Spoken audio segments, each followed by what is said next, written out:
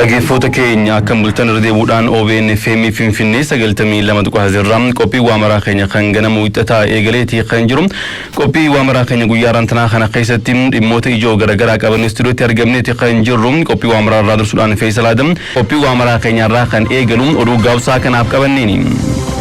Ministeerri muummee Itoophiyaa Dr. Abiy Ahmed sagantaa yaadannoo waggaa 30ffaa Kiibuukaa Rwaandaa irratti hirmaatanii jiru. Uummanni Rwaandaa wayita guyyaa kana yaadatan Itoophiyaan isaan cinaa dhaabbatti jedhan Ministeerri muummee Itoophiyaa Dr. Abiy Ahmed ergaa fuula miidiyaa hawaasummaa isaa irratti dabarsaniin. Guyyaa yaadannoo dhumaatii lammiilee Rwaandaa waggaa 30ffaa yaadatamee jira. Ministeerri muummee Itoophiyaa Dr. Abiy Ahmed dabalatee hooggantoonni biyyoota garaagaraa sirna yaadannoo waggaa 30ffaa Kiibuukaa uummata Rwaandaa irratti hirmaatanii jiru.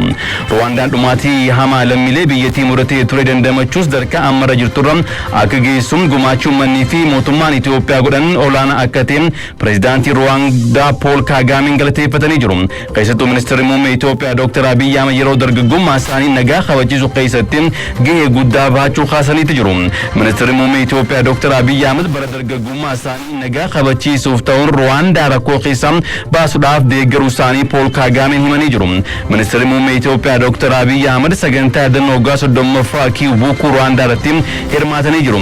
Sagantaa kana irratti haasaa kan godhan pireezidaantii Rwaandaa Pool Kaagaameen ministeerri muummee Itoophiyaa Dr. Abiy Ahmed bara dargaggummaa isaanii nagaa kabachiisaa ta'uun Rwaandaa rakkoo keessa akka baatuuf gahee guddaa baachuu isaaniitiif galateeffataniiti jiru. Ministeerri muummee Itoophiyaa Dr. Abiy Ahmed Rwaandaa Kiigaali daawwannaa hojii godhaa turan xumuranii gara Itoophiyaa deebi'anii jiru. Dr. Abiy guyyaa dheengaddaa daawwannaa hojiif Rwaandaa Kiigaali galuun isaanii kan yaadatamudha.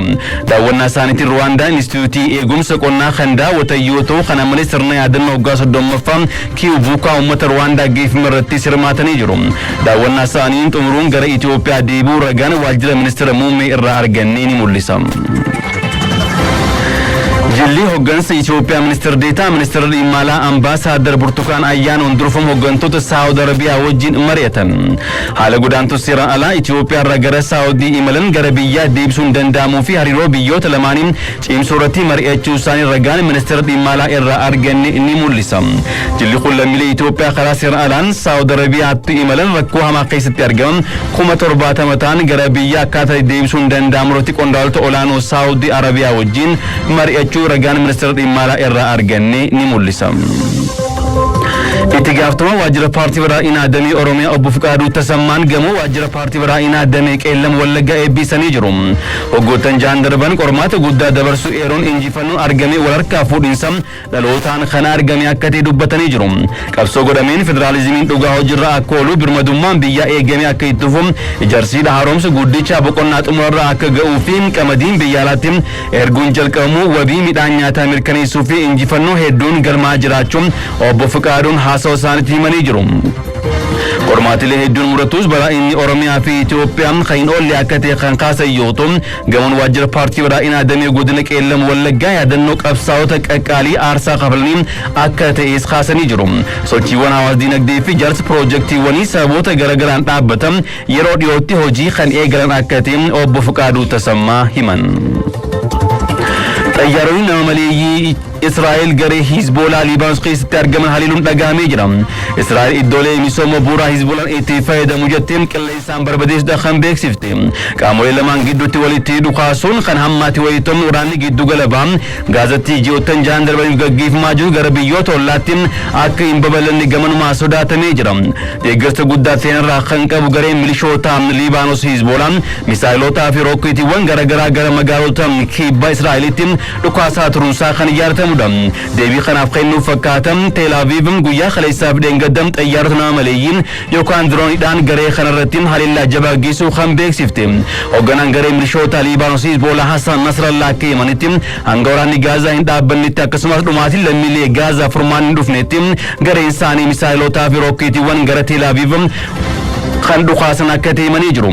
Jettiiwwan waraana Israa'el bulchiinsa Liibaanos dhaabbilee Hizboolaan itti fayyadamu dabalatee bu'uuraalee misoomaa garichaa gurguddoo sadiin barbadeessuudha humni waraanaa biyyattii kan himee jiru. Gama kaanii waraanni Israa'elii fi Hamaas ji'oottan jaaf gaggeeffamaa ture Gaazaa Khan Yunus keessatti lolli jabaan gaggeeffamaa jiru kan dhagahamee jiru.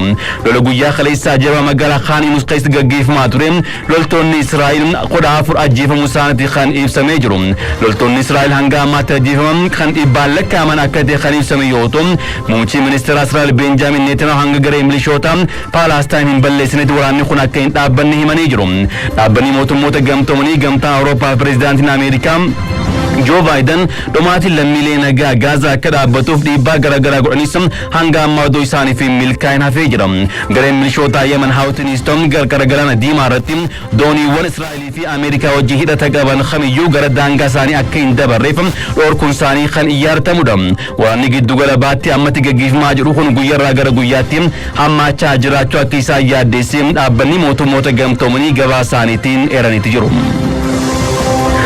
Dhaggeeffattoota keenya kan caqasaa jirtan OBN FM Finfinnee 92 dirraa qophaa'ee gara keessan dhiyaachaa kan jiru qophii waamaraa keenya kan ganama wiixataati kan dhugaawsaa kanaaf qabanne amma kallattumaan gara oduu balballoomii tokko ilaaluu dabarra. Akka ragaan biiroo fayyaa Oromiyaa agarsiisutti bara 1995 waggaatti namoonni mana yaalaa dhaquun tajaajila argatan miliyoona 3 ta'uun ergasii dhimma fayyaarratti hojii hubannoo uumuu hojjetameen hawaasni dammaqee yeroo ammaa waggaatti yoo xiqqaate namni miliyoonni 58 tajaajila fayyaa dhaabbilee fayyaatti argachaa jiraachuun ibsamee jira. Akka imaammata fayyaatti kenniinsa tajaajila fayyaa harki 80 ittisarratti harki 20 yaalii fi dandamachiisuu irratti kan xiyyeeffatudha. Ittisaaf hojii hubannoo uumuu murteessaa wayita ta'u hojii hubannoo uumuun ammoo dirqama qaama hundaa jedhan biiroo fayyaa Oromiyaa Daayirektarrii barnoota fayyaa fi qunnamtii Sister Saada Ahmad dhimma kanarratti xiinxaloo kana kan qopheesse Asfaaw Lammaati. Biiroo fayyaa Oromiyaa bara 1985 sadaasa keessa hundaa'ee ture. Waggoottan kunneen keessatti hojiiwwan hedduu hojjetamaniiru. Sister Saada Ahmad biiroo eegumsa fayyaa Oromiyaatti Daayirektara barnoota fayyaatii fi qunnamtiiti. Dhaabbilee fayyaa keenya kan qabnu hospitaalota duraan qabnu keessa irra caalaan isaanii kan dulloomee kan ture kan qabnu lakkoofsi isaa muraasa ammaan tana hospitaala keenya 115 geenyee jira. Hospitaala 21 irraa jalqabnee jechaadha. Buufataalee fayyaa isa kun fudhannu taate gaafa bara 2085 buufataalee fayyaa 57 qabaachuu turre ammaan tana 1421 geenyee jira. Uummanni bal'inaan dachee Oromiyaa irra jiraatu tajaajila fayyaa bakka itti argatu cinaatti beekumsa waliigalaa odeeffannoo sirna fayyaatii fi muuxannoo qooddate irraa dhimma fayyaa ofii fi maatii isaaf dursa kennuu eegaleeraa jedhu Sister Saadaan. Keellawwan fayyaa keenya dur kutaa 2 kutaa 3 keessatti eksteenshinii fayyaa takkaa fi lamaan tajaajilaa jiran hawaasni hirmaannaa isaan cimsuudhaan keellaa fayyaa isa ol guddate kana yookaanis second generation kan jennu kana ogeessa guutuudhaan kan hawaasa tajaajiluu danda'u sadarkaa saniin babal'isaa jirra jechaadha. Kana jechuun maali hawaasni dhimma fayyaa isaa dhimma kiyyaa yoon fayyaa qabaadheen oomishadhaa yoon fayyaa qabaadheen bobbahee galaa kan jiru sanirraa ka'uudhaan fayyaa irratti hojii babal'aa hirmaannaa hawaasaatiin hojjetamaa jira jecha. Hojii wabii fayyaa karaa inshuraansii fayyaatiin itti fufachuu bu'aa olaanaa buuseeraa jedhu Sister Saadaan. Lammiin lama nama bulchaa jira Oromoo. Warri qabu warri hin qabneef bita. Namni ollaasaa habitachuu hin dandeenyeef bita. Aadaa gaariidha qabna nuti Oromoon. Saniin alatti immaas kan hafe immaas mootummaa bitaafii jira. Wanni isaan qusatan maallaqa xiqqaadha. Kanaan dura maallaqa qarshii 500 goonee qusachaa turanii tajaajila isaanii hoggaa laallu hangana qarshii 700 900 nama baasiin itti bahee tajaajilamee jira jecha. Karoora xiiqii qabameen wiirtuuwwan yaalaa dhukkuba kaansarii fi sammuu ijaaramaa jiru. Tajaajila idilee fayyaa kennamuun teeknooloojiin deeggaruun illee hawaasni tajaajila fayyaa fooyya'aa akka argatu taasisaa jiraachuu Sister Saadaan himaniiru. Kanaan dura X-ray tokko hoggaa kaafnu anoleek X-roodha. Filmiin sun deqamee maal jee process ta'ee yeroo fudhataasi haala saniin deemamaa ture. Amma immoo MRI fi CT scaanidha. Abbaan fedhe bu'aasaa filashiin fudhata haala saniin itti deemamee fedhe CD'n fudhata. Teknooloojiidhaan fayyadamne asitti hoggaa inni MRI san kee battaluma teknooloojiidhaan haakima san bira ga'a. Haalli teknooloojiin itti fayyadamaa jirrus ammayyeessaa dhufaa jirra gaariidha jecha. Hojiin lubbuu baraaruu milkaa'ina argateeraa jedhu Sister Saadaan.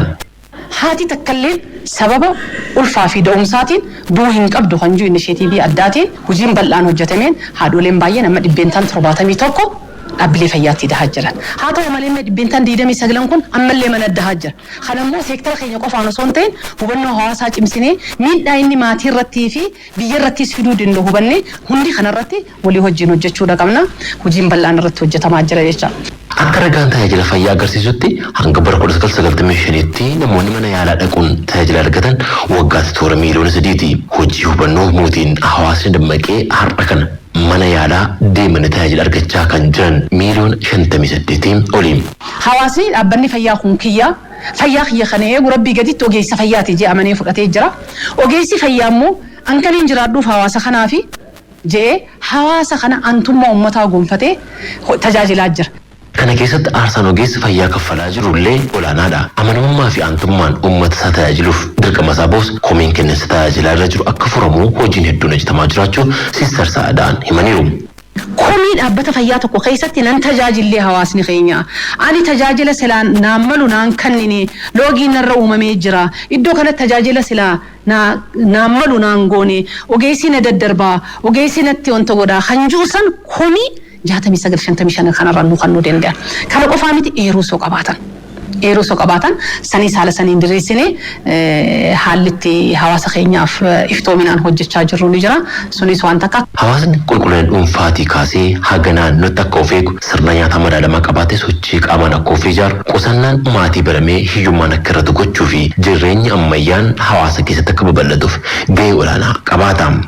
Sadarkaa naannoo Oromiyaatti dhaabbileen dhuunfaadhaa baay'eedha.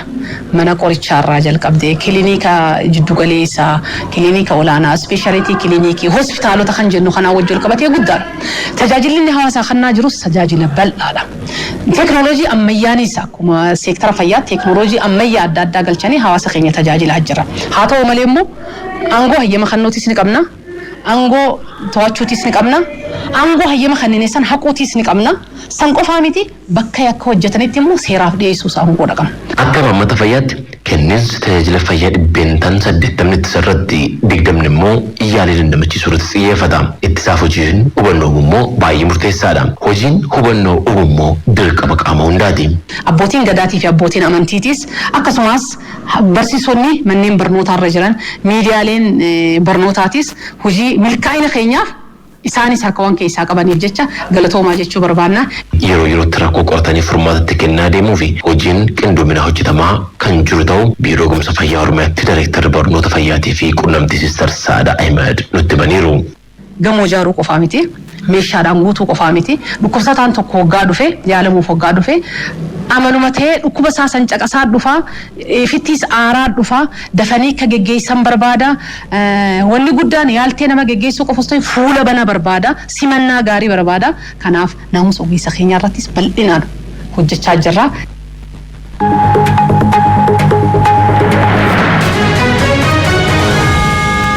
Asfaalammaa ture kabajamtoota dhaggeeffattoota keenya kan dhaggeeffachaa jirtan OBN FM Finfinnee 92 irraa qophaa'ee gara keessan dhiyaachaa kan jiru qophii waamaraa keenya kan ganama wixataatiin qophii waamaraa keenyatti dhufeet jira.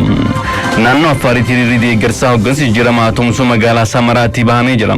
Naannichi hiriira bahamees ergaawwan garaagaraa kan dabarsan yoo ta'u nuti Itoophiyaanonni nageenya biyya keenyaa fi badhaadhina hunda galeessaaf gahee keenya ni baana jechuudhaan hiriirtonni naannoo Affaar kunneen himanii jiru. Gochaa fi ilaalcha fiinxaaleeyyii muraasni biyyaa fi uummanni akka hin diigamnes ergaa kan dabarsan ta'uun ragaan biiroo kominikeeshinii naannicharraa argame ni mul'isa. Odeeffannoo wal fakkaatu naannoo Beenishaangul Gumuz magaalaa Asoosaatti hiriirri deeggarsaa jijjiiramaaf tumsuu bahamee jira. Hiriira kanarratti ergaawwan nageenya keenya harka keenyaan badhaadhina biyya keenyaa akka dhugoomu cichoominaan ni hojjanna tattaaffiif waloo nageenya keenya ni mirkaneessina jedhuun ergaawwan hiriirtonni qabatanii bahan keessaayi. Hiriirri deeggarsaa kanarratti jiraattonni magaalichaa hojjettoonni mootummaa dureeyyii fi hawaasii daldalaa dabalatee qaamoleen hawaasaa garaagaraa kan naannoo Beenishaangul Gumuz magaalaa Asoosaatiin hiriira kanarratti hirmaatanii jiru.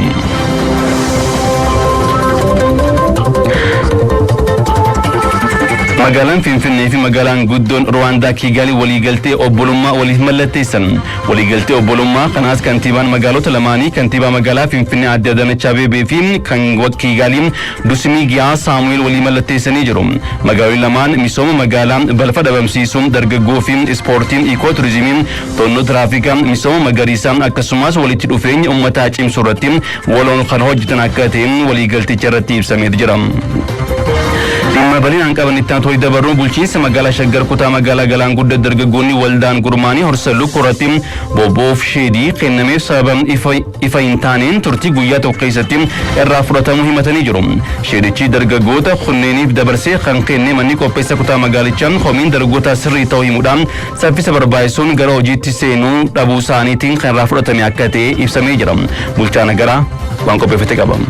Initiatiiviin qonna magaalaa sochiiwwan wabii nyaataa mirkaneessuuf mootummaan karoorfatee bal'inaan irratti hojjechaa jiru keessaa isa tokkodha. Initiatiiviiwwan kunniin keessaa ijaarsa sheediiwwan dargaggoota gurmaa'anii hojiiwwan garaagaraa itti hojjetaniif kennamu isa tokko yoo ta'u, dargaggoonni magaalaa Shaggar kutaa magaalaa Galaan Guddaatti gurmaa'uun horsiisa lukkuu irratti bobba'uuf ulaagaa barbaachisan guutuun dhiyeeffatan bakki isaaniif kenname sababa tokko malee akka isaan irraa fudhatame komii qaban himataniiru. Waldaan intarpiraayizii maayikiroo xixiqqaa Ebba Waaqii Firiyoota isaa jedhamu horsiisa lukkuu irratti bobba'uun hojjechuuf miseensota 5 qabachuun kan hundeeffame ta'uu walitti qabaan waldichaa dargaggoo Ebba Waaqgizaachoon dubbata.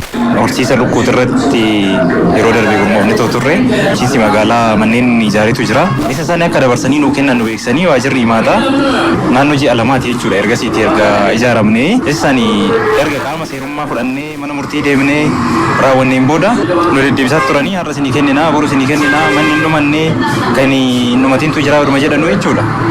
Booda turtii haganaa turre irraa amma kana eegne gaafan jedhu ilaalladha kan isaan naan jedhan. Achi manni qopheessaa immoo gaafa jimaata nu beellamanii turanii nu kennuudha.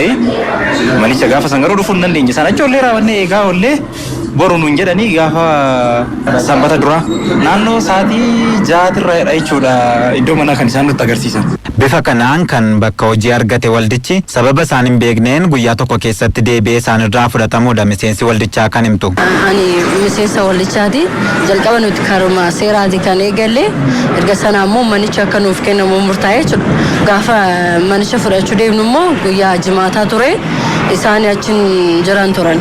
Eegnee erga dadhabnee booda sa'aatii booda nan deebi'aa nuun jedhanii hin deebinee isaan eegaa turre borumsaatti dabarsanii jechuudha. Gaafa sanbata guddaa immoo eegnee naannoo sa'aatii 4 keessa dhufanii manicha nuu kennanii qulfii kan mataa keenyaatiin qollofannee hojii eegaluudhaaf gallee jechuudha. Dafaatee hojii eegalaa nuun jedhanii. Erga sana booddee immoo erga nu qulfii nuu kenne mana nuu kennanii qollofannee erga gallee booda nuti ofuma keenyaaf hojii mataa keenyaa hojjechuudhaaf jechuudha. Erga sana immoo nama biraatiif kennamee jedhame.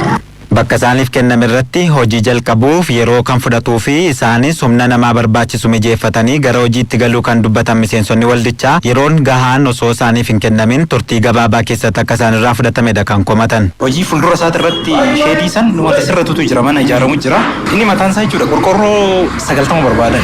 Isa kana sirreessati hojjetaa qaxaraatii hojjechiisadhaan hin jedhanii tole jennee hojjetaas barbaanne hojjetaa hojiin solii galtee goone qorqorroollee haalli itti binnee hin jira. Kana goonee kaanee raawwannee ofuma isaaniitiif jechuudha sa'aatii ganama barii gaafa sanii san ganama jechuudha. Ani durataa waldaa saniitidha. Ana bilbila kootirratti bilbilanii jilbata ganama bootaa sana kan naqabne naan sababatu si eeggata bootaa san keessanii. Maalli dee haasa'uuf yaaleera. Dorsiisa qofa kan isaan haasa'anii bakka nan dhiise jechuudha. Maa gochuu hin danda'u. Yoo naqe immoo balaan biraa waan eeggachuu danda'uuf ergasii immoo qaamanii gaafadhullee hin arganne. Itti gaafatamaa waajjira mana qopheessaa kutaa magaalaa Galaan Guddaa kan ta'an obbo Dhugumaa Mul'ataa bakkichi waldicharraa fudhatamuu himuun sababa isaas bifa ittaanuun nuuf ibsaniiru. Waldaa isaanii maqaa isaa beekuu baadhus ijoollee wayii dhufaniiru. Dhufaniitiin bira dhaabadheetan gorseen. Sheedii kana biraan deemina. Bana qulfiitti hin qollofina. Yeroo jedhame keessatti xumuramuu qaba. Eebbifamuu qaba. Waan rakkattan siin gargaarra. Asiin deemina. Kanaaf hojjetadha jennaan sa'aatii ganama sa'aatii shaniittan itti agarsiise koree faana koree itti gaafatamaa sarara hojii faana gaafa sa'aatii 6 qollofanii deemanii okee boruun dhufannee teenne gaafa wixataa naannoo sa'aatii 6 hin dhufne bakka dhufna maaliif dhufuu hiddan akka waan biraati jecha hin dhufne already sheedichi sun ammas afaan maneetta. Sheediiwwan qophaa'an itti hojjetamuu qaba kan jedhan obbo Dhugumaan ammas taanaan dargaggoonni kunniin itti hojjechuuf yoo barbaadan deebisanii akka isaaniif kennaniif dubbataniiru. Dargaggeessi magaalaa kana bal'aadha. Dargaggeessi kana magaalaa kana carraasa darbuu oolu jechuudha. Carraasaa itti fayyadamuu danda'uudha qabu. Har'as fedhii qabaannaan hojjechuudhaaf fedhii qabaannaan itti seenanii hojjechuu hin danda'u. Carraa hojii faana dhuguma deeggaramaniif fedhii hojii qabu taanaan. Fedhii hojii garuu namni baay'een hin qabu. Fedhii hojii sana dhaqaniit waan sirreeffachuu qaban sirreeffatanii hojjechuu hin danda'u jechuudha.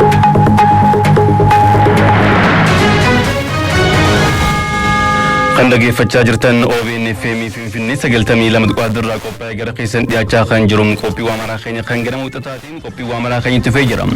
Koriidarrii daandii fi hojii deebisanii misoomsuu Finfinneetti hojjetamaa jiru yeroo gabaabaa xumuraaf halkanii fi guyyaa hojjechaa akka jiran hojjettoonni piroojeektichaa dubbatanii jiru.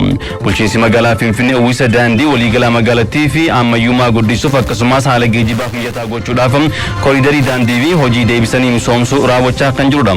Hojiin koriidarii fi deebisanii misoomsuu sadarkaa Smart City idil addunyaa guutuun sadarkaa magaalattiitiin kan hojjetamaa jiru akka ta'e ibsamee jira. Piroojeektii kana yeroo gabaabaa keessatti xumuruudhaaf sa'aatii hojii idileen alatti halkanii fi guyyaa hojjechaa jiraachuu hojjettoonni kunneen himanii jiru.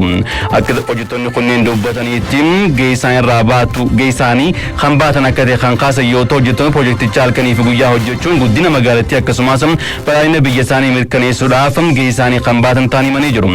Halkan hojjechuunis piroojeektichaaf dafee akka xumuru gochuu keessatti faayidaa inni qabu guddaa akka ta'e himanii jiru.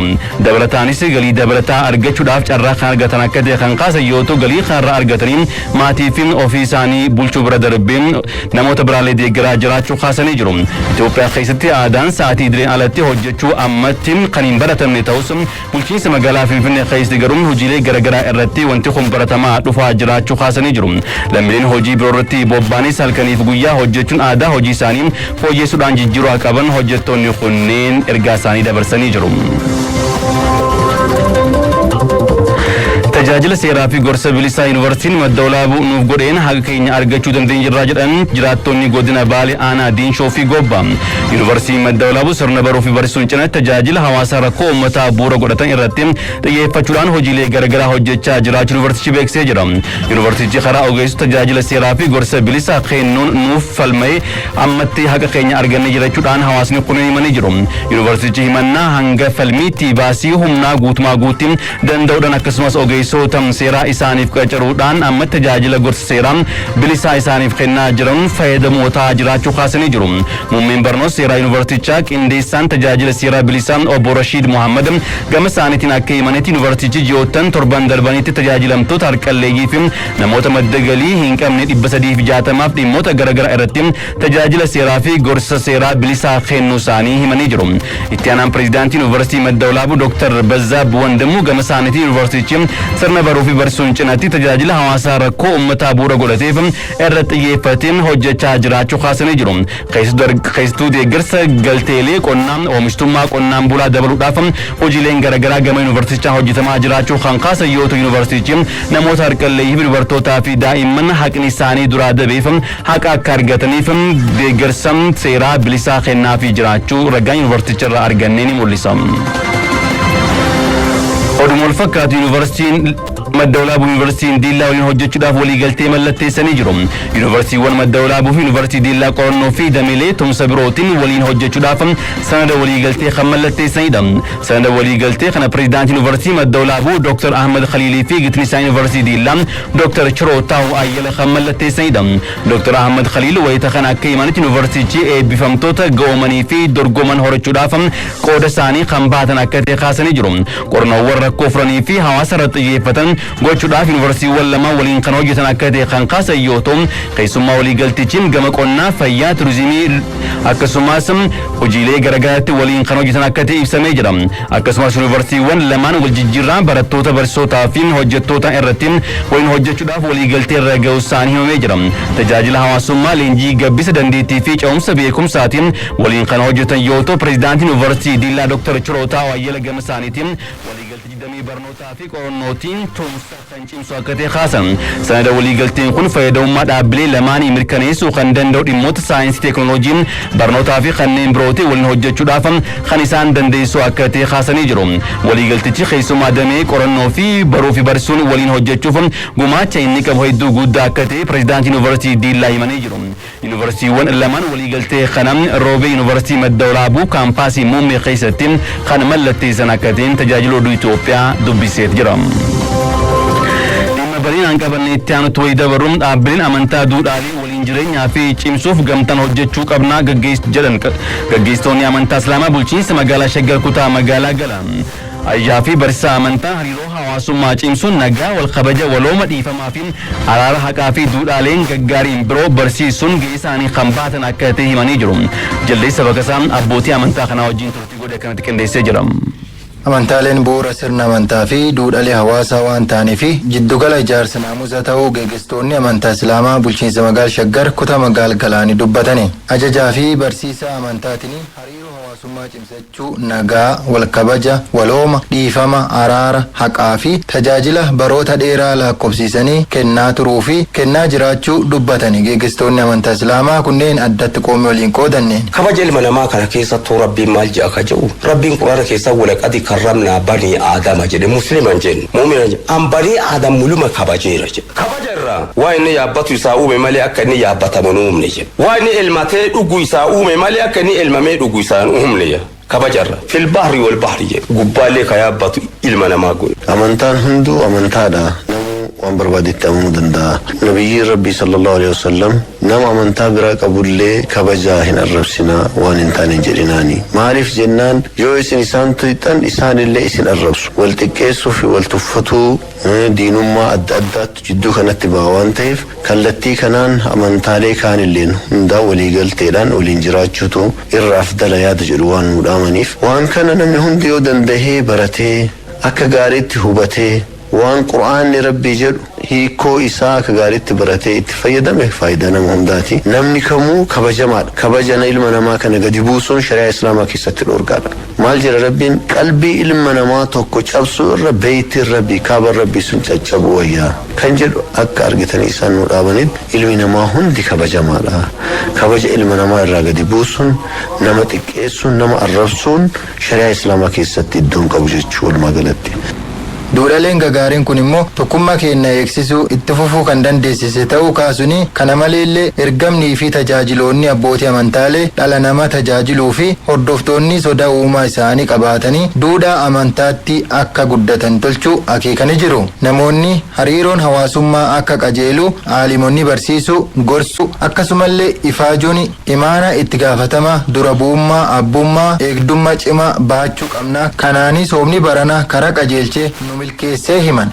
Islaamummaan nagaa bicha limaatiillee misoomallee islaamummaan namni tokko yoo muka itti fayyadamu limaati wal diiguun hafee wal ijaaruu murteessa islaamummaan wal jibbaan hafee wal jaalala murteessa islaamummaan wal xiqqeessaan hafee wal kabajuudha murteessa islaamummaan wal tuffatuun hafee wal guddisuu murteessa islaamummaan ka qabdu kan qabne rahmata godhi jedhee ajaja islaamummaan hin amanne mu'minaa miti dhibballee sagadu kumallee sagadu haala ati quuftee bultee ollaan kee beela buleen hin amanne maaragiin imaanaa sirraa fuudhame islaamummaan hagana kabajaa qabdi. Islaamummaa kana ammoo mul'isuudhaaf ramadaanee dhufeen mallattoo nu ta'ee jira karaa nu barsiisee jira. Wajji jireenya amantooleeti islaamni bakka qaba.